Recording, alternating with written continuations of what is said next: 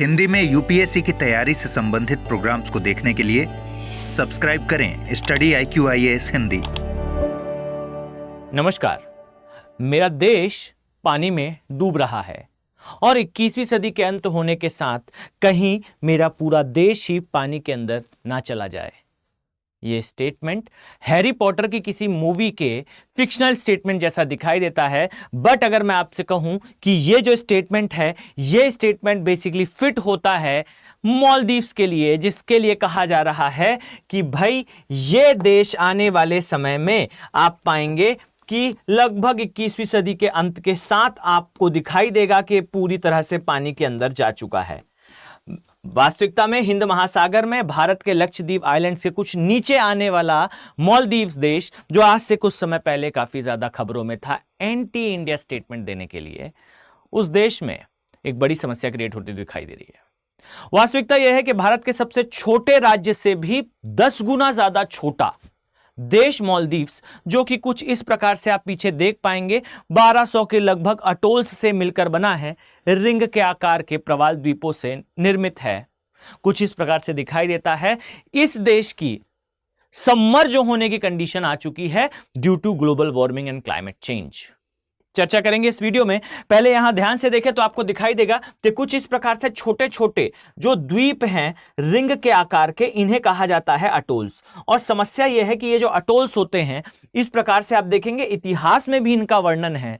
जब सबसे पहले अरब ट्रेडर्स यहां पहुंचे थे, कुछ इसी प्रकार से जो है वो मानचित्रण करा गया था इन एरियाज का, और आप पाएंगे कि ये जो अटोल्स हैं, ये जो द्वीप हैं, ये निर्मित हैं प्रवाल से, अर्थात कोरल से। और ये जो कोरल्स हैं, ये बेसिकली एक ऐसे जीव हैं जो एक द्वीप के आसपास जो है वो ग्रो होते हैं और धीरे धीरे करके उस पूरे द्वीप में ही विस्तृत हो जाते हैं और एक द्वीप का निर्माण करते हैं।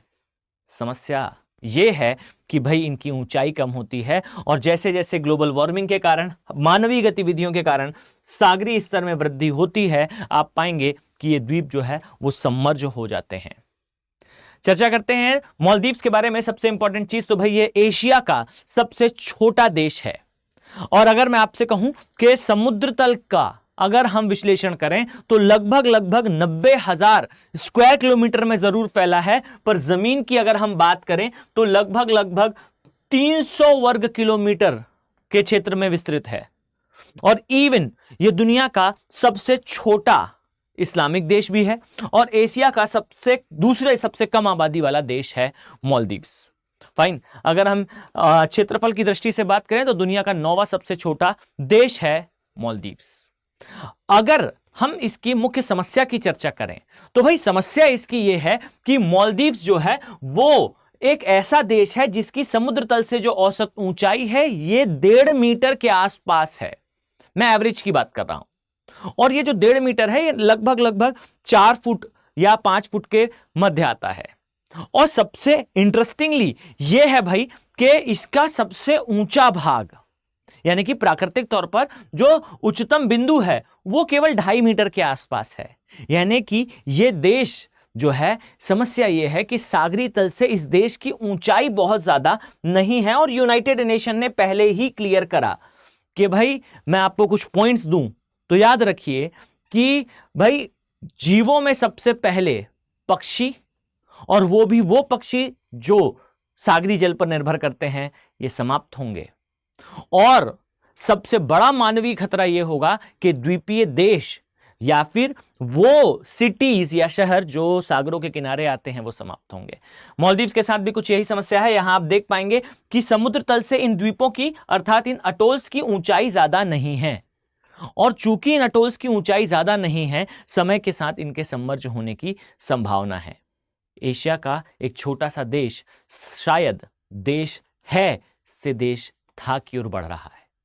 अब अगर हम चर्चा करें इसकी एग्जैक्टली ज्योग्राफिकल लोकेशन की, तो यहां आप देख पाएंगे, आपको स्पष्ट तौर पर दिखाई देगा कि ये जो देश है ये एक रिज का पार्ट है, अर्थात कुछ ऐसे द्वीप हैं जो कि सबमर्ज हैं, पानी के अंदर हैं।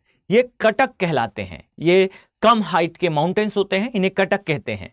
और इन कटकों के ऊपर ही प्रवाल जो है वो ग्रो करता है, और इस प्रकार से प्रवाल के ग्रो करने से आप पाएंगे कि यहां पर जो है वो निर्मित होते हैं बेसिकली आइलैंड्स। तो ये जो द्वीप होते हैं इनमें प्रवालों की संरचना उपस्थित होने के कारण आप पाएंगे कि इस प्रकार से एक माउंटेन है, एक कटक है, इस तरीके से आपको दिखाई देगा। और अगर मैं आपको स्पेसिफिकली बताऊं तो यहां पर आप हमारा जो लक्षद्वीप आइलैंड से ये आते हैं, तो लक्षद्वीप से यहां आप नीचे पाएंगे ये छागोस है, इसे लक्षद्वीप छागोस रिज कहा जाता है। रिज का अर्थ है इसी प्रकार से कम ऊंचाई के जो है वो माउंटेन्स होते हैं इस तरीके से।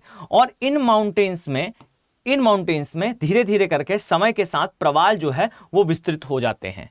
और इस तरीके से जब ये विस्तृत होते हैं तो ये द्वीप का जो है वो आकार ले लेते हैं और इस तरीके से एक रिंग के शेप में आपको आइलैंड्स देखने को मिलते हैं। अब भाई ये एक बात क्लियर है कि रिंग के शेप में आइलैंड्स हैं, ऊंचाई कम है और ग्लोबल वार्मिंग क्लाइमेट चेंज के कारण यहां पर सागरीय स्तर में वृद्धि होने से ये सबमर्ज हो रहे हैं। पर इसके अगेंस्ट सरकार की क्या तैयारी है? तो इसे कहा जाता है बेसिकली लैंड रिक्लेमेशन। वैसे अगर मैं निजी तौर पर कहूं, पर्सनली स्पीकिंग, तो भाई लैंड रिक्लेमेशन ये एक ऐसा वर्ड है जो मानव के क्रूर होने को भी दर्शाता है। रिक्लेम का मतलब होता है उसे दोबारा क्लेम करना, यानी कि कहीं ना कहीं इस शब्द की व्याख्या कुछ इस प्रकार से होती है कि भाई प्रकृति ने मुझे संसाधन दिए थे और उन संसाधनों पर प्रकृति ने गलती से पेड़ उगा दिए थे, तो मैंने उन पेड़ों को काट दिया और रिक्लेम कर लिया उस जमीन को। लेकिन फिर भी जो मॉडर्न मैनर में यूज होता है वर्ड रिक्लेमेशन, इसका मतलब होता है कि हम दोबारा लैंड जो है वो रीयूज करना चाहते हैं, एक अलग तरीके से उपयोग करना चाहते हैं। तो मालदीव्स की जो सरकार है इनके द्वारा कहा गया कि हम जो है वो लैंड रिक्लेमेशन करेंगे और मालदीव्स में फिर ये स्टेटमेंट जो है बार बार गूंजता हुआ दिखाई दिया, जिस स्टेटमेंट को मैंने आपके समक्ष पहले ही कोट करा था। क्या था वो statement? That we need land and there is no other solution और वे। हमें जमीन की आवश्यकता है और इसके लिए हमारे पास कोई और साधन नहीं है, कोई और रास्ता नहीं है, बजाय कि हम लैंड रिक्लेमेशन करें। अभी चर्चा करने वाला हूं इसके बारे में। यहां ध्यान से देखिएगा, सबसे पहला प्रोजेक्ट जो है वो तो स्टार्ट हुआ था 1997 में, जब इसके बारे में चर्चा हो चुकी थी कि भाई ग्लोबल वार्मिंग और क्लाइमेट चेंज के कारण द्वीपीय देश समाप्त होने वाले हैं। लेकिन बातों में तेजी तब आई जब 2000 के बाद, सन 2002 के बाद खासकर जो है इसके सीधे प्रभाव दिखना स्टार्ट हुए। और आप पाएंगे कि आज के समय, जिस माह मैं इस वीडियो को रिकॉर्ड कर रहा हूं, उस माह में ही लगभग जो है वो रासमाले नाम से एक नया लैंड रिक्लेमेशन प्रोजेक्ट स्टार्ट हुआ। फाइन। इसके अलावा इससे पहले भी कुछ आइलैंड्स में रिक्लेमेशन स्टार्ट हो चुका है। अब आपके दिमाग में एक प्रश्न जागेगा कि एग्जैक्टली क्या होता है लैंड रिक्लेमेशन। तो यहां ध्यान से समझिए, लैंड रिक्लेमेशन का मतलब कुछ और नहीं है। सहज शब्दों में अगर मैं आपको समझाऊं तो भाई जो मालदीव्स हैं ये इस सरल अवधारणा को फॉलो करते हैं, और ये मालदीव्स ही नहीं, सारे ही देश इस प्रकार की अवधारणा को फॉलो करते हैं भाई, कि हम बोट्स और सक्शन पाइप्स का यूज करेंगे। अब ये सक्शन पाइप्स क्या करते हैं?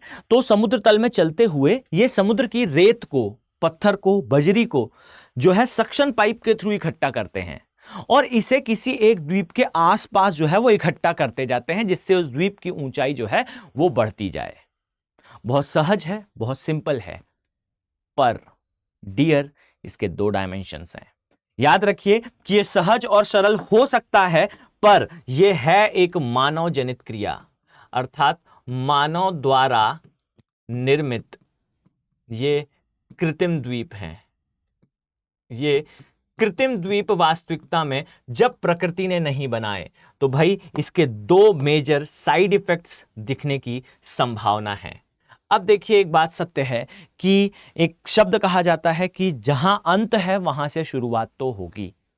अब भाई अगर यहां से अंत दिख रहा है तो यहां से नई शुरुआत की आवश्यकता तो है, परिणाम चाहे कुछ भी हो। लेकिन जागरूक व्यक्ति की तरह याद रखिए कि मानव निर्मित द्वीपों के साथ 2 बड़ी समस्या है। एक सबसे बड़ा, ये प्राकृतिक नहीं है, अर्थात कृत्रिम रूप से ये निर्मित नहीं हुए हैं तो आपदा के लिए बहुत ज्यादा प्रोन होंगे। याद रखें कि वो प्रकृति जिसने संसाधन का निर्माण करा है, वही प्रकृति उसके प्रोटेक्शन के लिए भी कार्य करती है। यानी कि अगर तटीय क्षेत्र में प्राकृतिक आपदा आ सकती है तो प्रकृति ने उस प्राकृतिक आपदा से बचाव के लिए वहां संसाधन बनाए हैं। आपने सुना होगा कि भारत का पूर्वी घाट काफी ज्यादा प्रोन है सुनामी के लिए, बहुत ज्यादा प्रोन है वो किसी भी प्रकार के चक्रवात के लिए।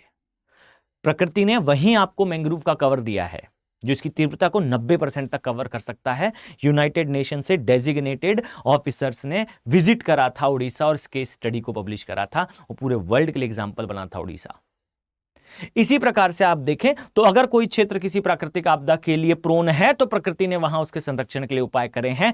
पर जब प्रकृति ने नहीं आपने कोई स्ट्रक्चर बनाकर आइलैंड्स फॉर्म करे तो ये किसी भी प्राकृतिक आपदा के लिए इतने प्रोन होंगे कि मास डेविस्टेशन देखने को मिलेगा। इसी प्रकार से आप पाएंगे कि इन द्वीपों की सबसे बड़ी कीमत भी होती है कि भाई हमें इसके लिए बहुत सारा हैवी इन्वेस्टमेंट करना पड़ता है। और ये याद रखिए कि मानते हैं कि मैं अपने देश को बचाने के लिए हैवी इन्वेस्टमेंट कर सकता हूं, पर देश बच तो जाएगा लेकिन बचने के बाद उसकी रिकवरी के लिए मैं प्रकृति का वो मास लेवल पे एक्सप्लॉइटेशन करूंगा जिसके कारण प्रकृति में और विनाश होगा।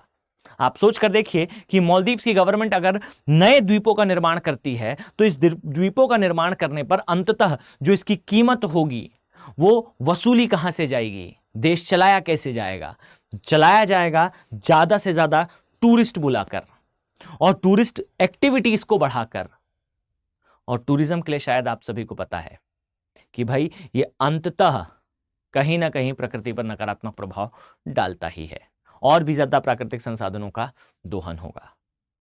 अब यह है बेसिकली कृत्रिम द्वीपों के साथ समस्या, पर रियलिटी भी यही है भाई कि इसका कोई और समाधान हमें तात्कालिक तौर पर दिखाई नहीं देता। आई होप आपके लिए यह वीडियो इंफॉर्मेटिव रहा होगा। एक छोटे से सेक्शन को कवर करने के लिए a lot of effort is required. Fine, देखिए आई थिंक आप सभी अगर वीडियो में स्थान तक आए हैं तो आप सभी के लिए वीडियो इंफॉर्मेटिव था, इसीलिए आप सभी के लिए एक इंपॉर्टेंट अनाउंसमेंट है। याद रखें कि स्टडी IQ के जो P2I बैचेस हैं इनमें एडमिशन लेने की आज जो है वो अंतिम तिथि है 30 अप्रैल की स्थिति पर। अगर आप इन कोर्सेज को ज्वाइन करते हैं, ये शार्प मॉर्निंग 8 o'clock का बैच है भाई, यूपीएससी फोकस्ड। याद रखें ये P2I अर्थात प्रीलिम्स से लेकर इंटरव्यू तक की तैयारी कराने वाले बैचेस हैं। साथ ही इस बात का भी विशेष ध्यान रखिएगा कि इन बैचेस में जो सेल चल रही है अर्थात सुपर लर्निंग डे सेल, इसके तहत प्राइस जो है वो ड्रॉप है और ये जो दिख रहा आपको प्राइस है ये आपको आज की तारीख तक ही मिलेगा।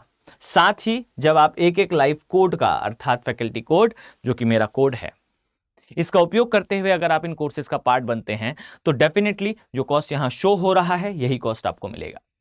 इन कोर्सेज के साथ याद रखिएगा 18 किताबों का सेट मिलता है, 1-to-1 मेंटरशिप मिलती है, अर्थात जिस दिन आप इस कोर्स को ज्वाइन करेंगे विद इन फ्यू डेज आपके पास आपके मेंटर का कॉल आएगा, आप अपने मेंटर के साथ पूरी जर्नी में जुड़े होंगे। इस उम्मीद के साथ कि आने वाले समय में मैं आप सभी को इन बैचेस में देखने वाला हूं। मिलते हैं नेक्स्ट वीडियो में। Have a very nice day. Thank you. Hindi में यूपीएससी की तैयारी से संबंधित प्रोग्राम्स को देखने के लिए सब्सक्राइब करें स्टडी IQ IAS हिंदी।